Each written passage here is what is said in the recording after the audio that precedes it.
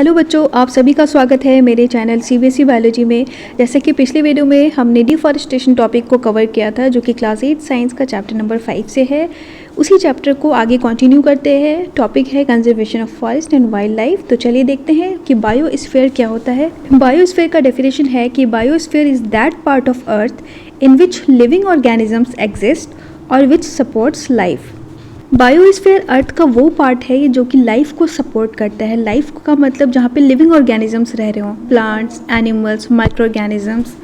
इसी चैप्टर में आगे एक टर्म आता है बायोडाइवर्सिटी। तो देखिए, बायोडाइवर्सिटी का मतलब है कि the variety of living organisms exist in a particular area.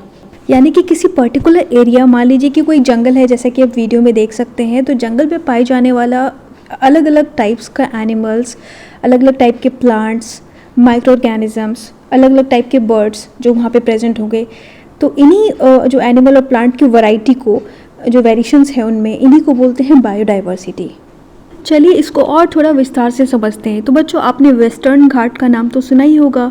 तो वेस्टर्न घाट को इंडिया का बायोडाइवर्सिटी रिच रीजन बोला जाता है। ठीक है, ये माउंटेन एरिया है, फैला हुआ है कर्नाटका, महाराष्ट्र, केरला वाले रीजन में। ठीक है, और यहाँ पे लगभग हज़ारों टाइप के बर्ड्स, इंसेक्ट्स पाए जाते हैं। ठीक है, लगभग 7000 स्पीसीज़ है फ्लावरिंग प्लांट्स की। नॉन फ्लावरिंग प्लांट्स लगभग 1000 स्पीसीज़ हैं।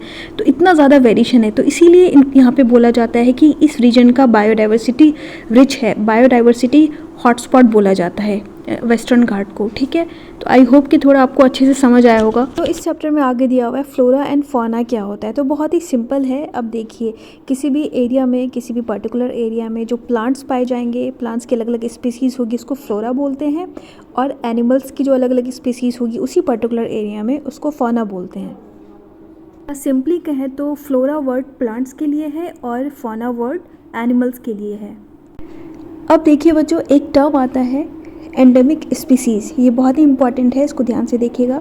तो endemic species are those species of plants and animals which are found exclusively in a particular area.